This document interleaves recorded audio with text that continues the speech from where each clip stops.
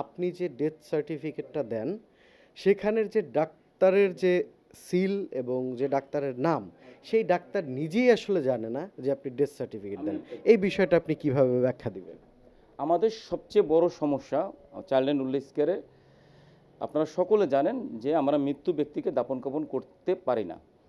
না করার কারণ হলো কি, এদের জন্ম নিবন্ধন নাই, পরিচয়পত্র নাই, তাদের কোনো কাছে কোনো কাগজপত্র পাওয়া যায় না এবং পরিচয় নাই। এবং আমার কাছে যে বাবা মারা থাকে, শতকরা বাবা মার প্রায় 95 জন বাবা মাই তাদের পরিচয় তথ্য দিতে পারে না, মানসিকভাবে শারীরিকভাবে কোনোভাবে, যারা নিজের শরীরটাই বহন করতে পারে না। তো সেই ক্ষেত্রে তারা যখন মারা যায় তখন আমাদের দাপন কাপন করতে বিভিন্নভাবে হেরস্ত হইতে হয়।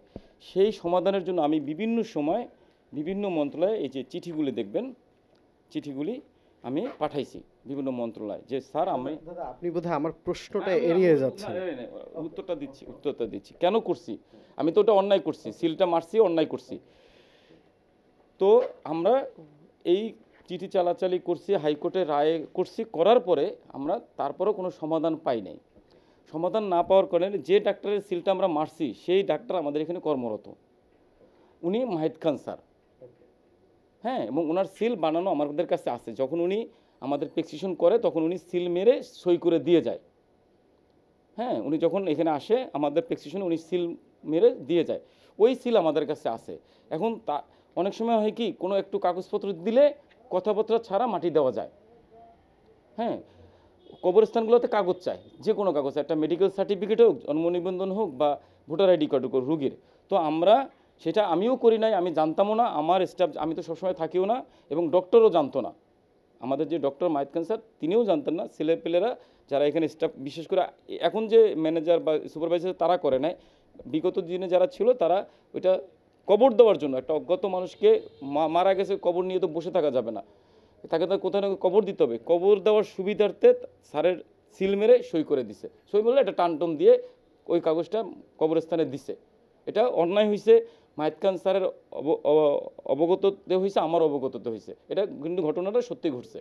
যে ফেসবুকে অনেক সময় আপনি ভিডিওগুলা যে তৈরি করেন, সেখানে দেখা যায় যে মানুষের থেকে একটা সিম্প্যাথি নেওয়ার জন্য কিছু মেকি ভিডিও তৈরি করেন। ওয়ালটন ফ্রিজ কিনে অনেকের মতো আপনিও হয়ে যেতে পারেন মিলেনিয়াল সেরা পণ্য, যেটা হচ্ছে সোশ্যাল মিডিয়া একটু নেগেটিভ ইম্প্যাক্ট ক্রিয়েট করে। তো এই বিষয়ে আপনার কি? মেকি ভিডিও তৈরি করি, ধরে নিলাম করি। বিষয়টা হলো কি, আমার কাছে যে আমি তো বাইরে যেয়ে কোনো ভিডিও করি না, বা যেটা অবাস্তব সেটা তো করি না। যে ভিডিওগুলো বানাচ্ছি সেটার তথ্য আছে, বা সেই ফুটেজগুলো আমার কাছে থাকার কারণেই তো আপনাদের দেখাইতে পারি। আমরা তো একই ভিডিও বারবার দেখাই নাই কাউকে, বা বানাবো কিভাবে।